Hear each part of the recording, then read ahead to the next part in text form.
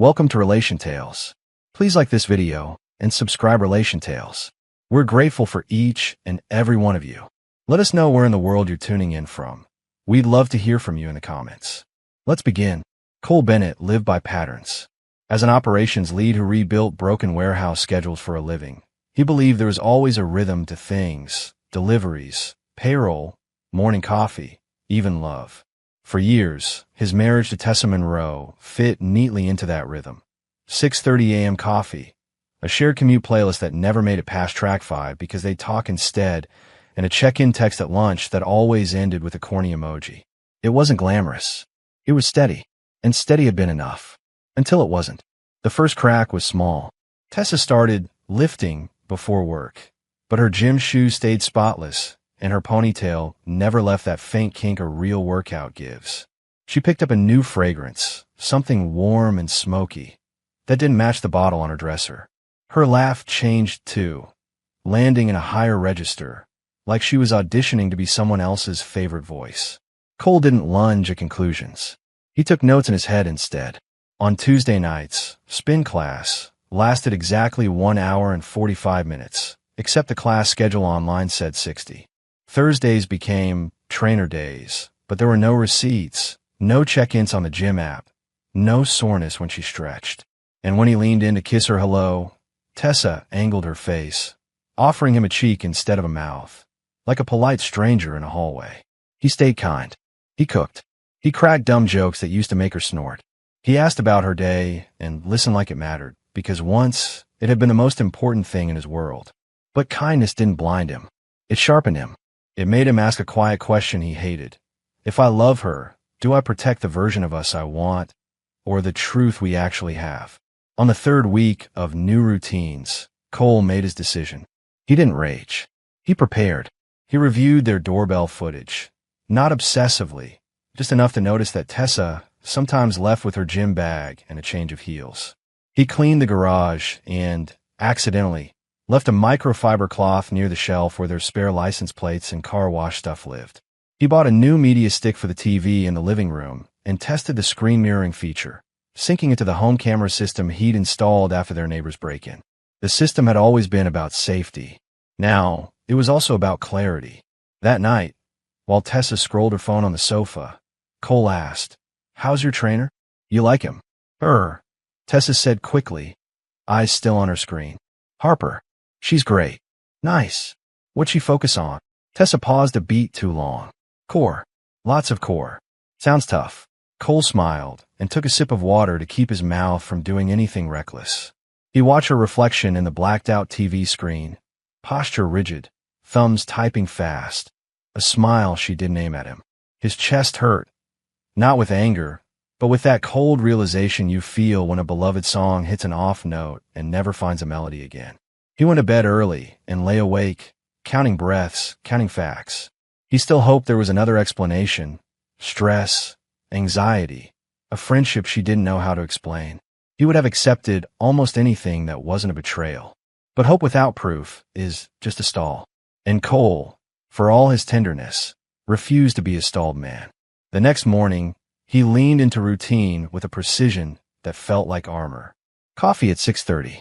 Eggs with chives, her favorite, on a warm plate. He placed Tessa's keys by the bowl where she always left them and tucked a folded napkin underneath, like a small kindness holding everything in place. When she came into the kitchen, Tessa's smile flashed bright and then faltered. "You're up early." "Big day," he said, auditing a distribution hub that keeps pretending gravity doesn't exist. She laughed, relief breezing through like a draft. "You'll fix it." "Maybe," he said, studying her. Hair down, no gym shoes, lip balm, not lipstick, a neutral outfit that looked like something she could switch out of easily. He swallowed the bitterness. He loved this woman. He also owed himself the truth. "Hey," he added lightly, "Harper's still working your schedule around Thursdays?" Hum. Tessa reached for her bag. She said, "I'm getting stronger." Cole nodded slowly. "I bet." At lunch, he did something simple and humiliating. He drove to the gym. Not to follow her. He wouldn't do that. But to ask for a copy of the class schedule and meet Harper. There was no Harper. There were two trainers named Hannah and Mark. Neither recognized Tessa's photo. The front desk checked scans by last name. No one named Monroe had tapped in for weeks. He thanked them, kept his composure, and walked back to his car feeling like his bones had turned to glass. In the driver's seat, he stared at his own knuckles tightening on the wheel. He could hear his father's old advice. Don't make decisions mad, son. Make them ready. So he drove home and made them ready. He tidied the living room to military neatness, moved the media stick to a clean HDMI port, and rewired the display so the TV could flip to the camera feed with a single button. He didn't need theatrics. He needed reality, clear as daylight. He needed to see it with his eyes so that, when he spoke, his voice wouldn't shake. That evening, Tessa breezed through the door with a brightness that felt like an apology to no one. Long day, she said, setting her bag down. Yeah. Cole asked gently. You eat? Protein bar, she said, kissing his cheek like a boxy check. I'm gonna shower and then. Before you do, he said, careful, calm. I've been thinking. You've been pushing hard lately. Maybe we should take Saturday, do something just us. Clear the air. Reset. Her eyes flickered. Saturday. I told you. I have that early session. Right, he said. Harper. Yeah, she replied, and the word landed like a brick in a glass house. Cole smiled the kind of smile that leaves no fingerprints. Cool. Then tonight, let's just watch something. I hooked up the TV better. Thought we could relax. Sure, she said too quickly. When she left the room to grab water, Cole stared at the black screen and exhaled once, steadying himself. He wasn't a man who liked war, but he believed in truth, and truth sometimes arrives with a siren's wail, and sometimes arrives with a click of a remote. He picked up the remote, thumb hovering over the input button. Not yet. Not until the pattern completed itself. Not until she chose the same story one more time. He set the remote down and let the silence stretch. Tomorrow would come. The pattern would repeat. And when it did, Cole wouldn't accuse. He would present. He would let the truth speak in 1080p, without a single raised voice. In the quiet, he whispered to himself. Not a threat, not a prayer, just a promise. No more guessing. Friday came wrapped in a sky the color of dull steel. Cole worked from home, answering emails with the cool efficiency of someone whose mind was elsewhere. Between calls, he walked the house one more time, checking angles, testing inputs, making sure the TV would switch to the camera channel with a single click. Not drama, documentation. He wasn't going to trap Tessa. He was going to stop lying to himself. At 5:38 p.m., Tessa stepped into the kitchen already wearing leggings and a slate blue hoodie. Ponytail high, lips glossed, that same warm smoky fragrance hovering like a question he could finally answer. Heading to hot yoga, she said brightly, lifting her gym bag. It's a long one. Don't hold dinner. Cole kept his tone light. Got it. If you carpool with what's his name? Jake from your department again. Tell him his coupe's still riding around with dust stripes. The detail shop near 5th is good. Her eyes awoke something. Surprise, then calculation. It lasted half a heartbeat before the mask slid back. I'm solo tonight, she said. Class is packed. Wish me luck. Good luck, he replied, and smiled like a man who had decided to breathe underwater. The door shut. 30 seconds later, the alley cam caught her cutting across the side yard, not toward the driveway, but to the curb where a silver coupe idled behind the maple tree. The passenger door opened. Tessa slid in. The car eased away. Cole didn't flinch. He saved the clip, labeled it with the date, and then did something gentle. He set the table with 2 plates anyway. There was a mercy in ritual, even when the ritual was ending. At 7:12, he received a text. Tessa, ran late. Might stay for second class. Don't wait up. Cole looked at the message, then at the gym's live schedule open on his laptop. The last hot yoga slot ended at 7:15. No second class existed. He closed the laptop and stared at his reflection in the black TV screen. He didn't look furious. He looked steady. Tired but steady. The coupe returned at 8:11, stopping again in the same shadow by the maple. The curb cam saw Tessa step out. She adjusted her hoodie, tugged at her leggings, ran fingers through her hair like she needed to erase wind, not sweat. She crossed the yard, shoulders squared, face arranged into the version of herself she used to give Cole without effort. The deadbolt clicked. She entered, breath slightly fast, cheeks bright. Phew, she exhaled, dropping the gym bag by the console table. Class was brutal. Cole picked up the remote and pressed a single button. The TV bloomed to life. Not a movie. Not the news. The alley view filled the screen. Grain clean, time-stamped, unambiguous. The silver coupe idling. The passenger door opening. Tessa, in that same slate blue hoodie, stepping into the frame and into the car. The car pulling away. The air in the room changed shape. Tessa froze, color draining, posture stiffening as if she'd stepped into cold lake water. Her eyes flicked to the door like an instinct, then back to the screen, then to Cole. "What is this?" she whispered. "A pattern," he said softly. "Play back." She stood there, gym bag at her feet like a prop she no longer knew how to hold. "Cole, this is nothing. Jake just gave me a ride. The class." "There's no second class," he replied, calm enough to terrify himself. He lifted the remote and tapped again. A split screen appeared. Alley cam on the left, curb cam on the right. The right frame showed her returning. Same hoodie, same car, same man silhouette behind the wheel, a profile that was no longer a rumor, but a line drawing of the truth. Silence worked like an amplifier. He didn't raise his voice. He pointed to the evidence. "I checked the gym. I asked for the trainer roster. There's no Harper. No scans in your name for weeks. I'm not here to humiliate you, Tessa. I'm here to stop participating in my own confusion." Her hands trembled. "Cole, listen. It's complicated. It always is," he said, and something in his chest splintered. Not loud, just final. "So here's what we'll do. You're going to tell me the simple version. Who? How long? Why you turned our marriage into a cover story." Her mouth opened, closed. She glanced at the hallway, like she might find a better answer on a shelf somewhere. "It wasn't supposed to be anything," she said, voice small. "It started after the layoffs. I fell invisible. Jake noticed. He asked questions he stopped asking. I never stopped," Cole said, and his voice, still even, held a grief that felt older than the room. "You stopped answering." Tessa blinked against gathering tears. "I'm sorry. There will be time for apologies," he said. "There will be time for lawyers if we need them. Tonight, there will be clarity." He gestured to the couch. "Sit." She sank down like the cushion had teeth. Cole moved to the TV stand and clicked to the folder labeled Driveway, the one that held this evening's final clip he hadn't shown yet. Not to shatter her, but to end the narrative that kept shifting beneath his feet. "Before I press play," he said, looking at her, "understand something. I'm not spoiling for a fight. I'm defending what's left of my dignity." He pressed the button. Cliffhanger, clean as a cut. On the screen, the pause frame waited like a held breath. Cole let it play. The curb camera, with its better mic, picked up the soft grind of tires and the whisper of a passenger door. A silhouette leaned across the console. A second silhouette met it. No faces. No explicit anything. Just enough. Then a small, unmistakable sound.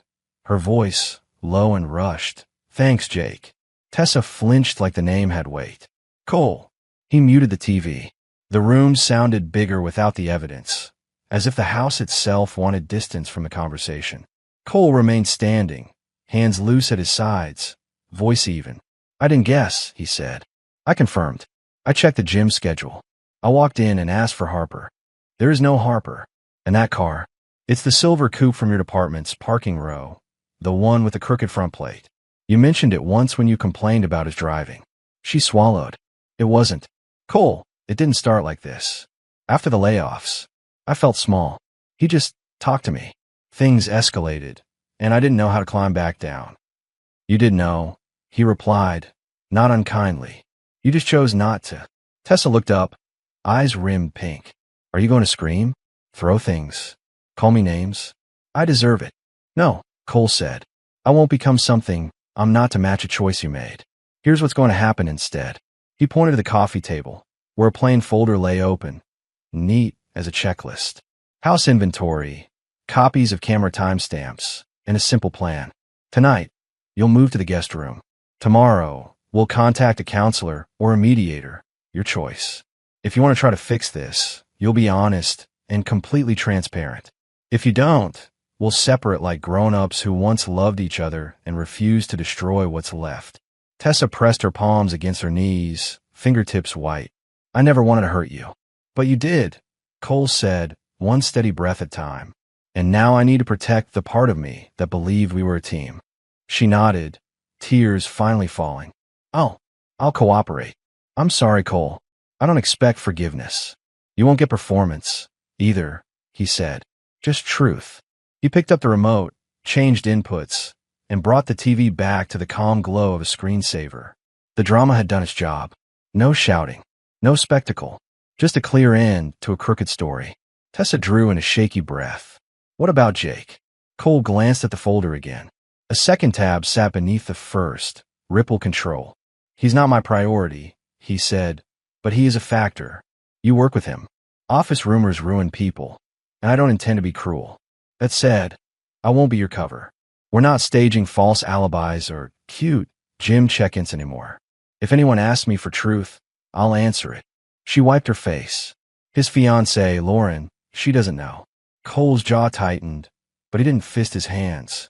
That's her life, and she deserves her own facts. Silence held for a few seconds. Not empty, not forgiving, just accurate. I've already made a few changes, he continued, voice steady. Secondary card disabled. Not to punish you, to pause the machine until we decide our next step. I also moved a portion of our savings into a holding account under both names so nothing can disappear in a panic. You'll have access, and so will I. You'll also write HR an email tonight, asking to change teams. You can say you need a professional reset. That part is true. Tessa nodded again, exhausted. Okay. Last thing, Cole said, walking to the entryway. I don't do ambushes, so I'm saying this out loud before it happens. I spoke to Lauren this afternoon. I didn't show her footage. I told her I had concerns, and if she wanted clarity, she could knock in person, and we would keep the conversation respectful. She deserves not to find out by accident on some office whisper chain. Tessa's head snapped up. You called her. I gave her the option, he answered. She asked for it. Right on cue, the doorbell chimed, a sound that, until that moment, had never felt like a verdict.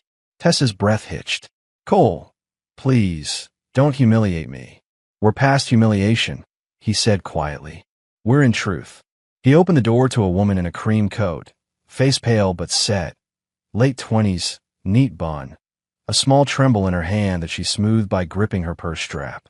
Lauren's eyes took in the scene, the tidy living room, the TV's dim glow, Tessa on the couch, clutching a crumpled tissue, Cole calm and upright in the doorway like a man holding a line. Hi, Lauren, Cole said gently. Thank you for coming. We're going to speak like adults. No shouting. No names. Just facts. Lauren nodded once, a tiny, grateful gesture. She stepped inside. Tessa wiped her cheeks and sat a little straighter, bracing for the impact of choices she had postponed. Cole closed the door behind them, and for the first time all night, let a steelier edge enter his tone. Not rage, not cruelty, resolve. Let's begin. Lauren sat on the edge of the armchair, hands folded, eyes clearer than her voice. Tell me the truth, she said to Tessa. Please don't make me chase it. Tessa stared at her fingers. It started after the layoffs, she whispered. We were on a cross-team project. He paid attention. I told myself it was just conversation. Then rides. Then lies. I kept telling myself I'd stop. Lauren nodded once, as if checking a box she hated to check. Thank you for saying it out loud. She turned to Cole. You said there were facts. Cole kept his tone even. Timestamps. The gym schedule. The curb camera audio. He didn't gloat. He presented. He unspooled just enough to anchor the room to reality. The car idling. The name caught on the mic. Then he muted the screen again, the quiet returning like a closed door. Lauren exhaled. I needed to hear it from you, she said to Tessa. Not from whispers at work. I didn't come here to fight. I came to end confusion. Tessa's shoulders folded. I'm sorry, she said to both of them. I don't expect either of you to. Cole lifted a hand, calm. This is where we shift from apology to action. He placed 2 envelopes on the table. First, he said to Tessa, we separate bedrooms tonight and bank accounts tomorrow. We'll meet a licensed counselor next week, if you choose the path of repair. That requires total transparency. Phone, calendars, work boundaries. You'll request a transfer out of Jake's chain and sign a no-contact acknowledgement, professionally and personally. If you decline any of that, the second envelope is a mediated separation plan. No cruelty. No spectacle. Just an honest finish. Tessa looked stricken, but nodded. I understand. Cole turned to Lauren, voice softening. I'm sorry you're in our living room for this. If you want documentation for your decisions, I'll give it to you privately. No forwarding. No flames. Just what you need. Lauren's mouth trembled, but she steadied it. I'll take the facts, and I'll take my life back. She stood, then paused. One request. No cover stories. If someone asks why the wedding's off, I'm done saying timing wasn't right. I'm going to say, I learned the truth, and I chose myself. You should, Cole said. You deserve clean air. The doorbell chimed again. Unexpected, sharp. Cole checked the porch camera. Jake, jittery, eyes scanning the street. He had that look of a man who expected a shouting match and had rehearsed his lines. Cole cracked the door and stepped onto the porch, closing it behind him. This conversation is inside for people willing to tell the whole truth, he said evenly. Out here, I'll be brief. Lauren knows. I know. We're handling it like adults. You're not coming in. Jake's jaw worked. You can't. I can set boundaries on my porch, Cole replied. Tomorrow you'll receive an HR notice from your company. Tessa is requesting a team transfer, and she'll comply with your policies. I will not gossip. I will, however, answer direct questions truthfully, including from Lauren. Go home. For a beat, Jake looked like he might argue. Then he saw something in Cole's eyes, resolve that didn't need volume, and left. Back inside, the room felt lighter, not happier, just breathable. Lauren lifted her purse. I'm going to go, she said. I have calls to make. Do you want me to walk you out? Cole asked. I'll be okay. She hesitated, then met Tessa's gaze. I hope you choose the hard work or choose the clean break. Half choices ruin people. When the door clicked shut behind her, Tessa sank, finally letting the tears come. I don't know how I became this version of myself. Own it, Cole said, not unkindly. Then choose the next version on purpose. She nodded, eyes red. I'll move to the guest room. I'll email HR. And I'll go to counseling. Those are starts, he said, not finishes. Weeks later, the house sounded different. Fewer shared jokes, more quiet routines. The counselor's office saw them every Tuesday at 5. Some sessions scraped raw nerves and left them in separate cars afterward. Some ended with truths they should have told years ago, about loneliness that grew while they sat 10 feet apart, scrolling separate screens. Tessa transferred teams. She sent Lauren a written apology with no excuses. Lauren returned the ring by mail and attached nothing but a sentence. I'm choosing a life that believes me. Cole scanned it once, admiring the strength in 7 words. As for revenge, the loud kind never arrived. Cole's version was colder, cleaner. He refused to carry Tessa's story for her. He told the truth when asked, exactly and without poison. He declined to be cast as villain or fool. He rerouted their finances, protected their assets, documented what mattered, and built a future that didn't wobble on someone else's secrecy. When Jake tried small talk across department happy hour, Cole met his eyes, gave a polite nod, and walked away. It said more than any speech. In the mirror of those choices, Cole watched his own life reassemble. He started running again, miles that had nothing to do with escaping and everything to do with arriving. He cooked new recipes and filled the freezer with proof that he could care for a home alone. On Saturday mornings, he sat in a quiet cafe with a notebook open, writing lists not of losses, but of standards. Some endings are fireworks. His wasn't. It was a hinge, clean, oiled, decisive, swinging a door from denial to clarity. Whether the marriage healed or ended, his dignity would not be collateral again. On a cool evening, he stood in the living room, remote in hand. The screen showed a slow river screensaver, light gliding over water. He smiled, faint and real. Truth had once played here in high definition. Now it didn't need to. The house finally sounded like itself again.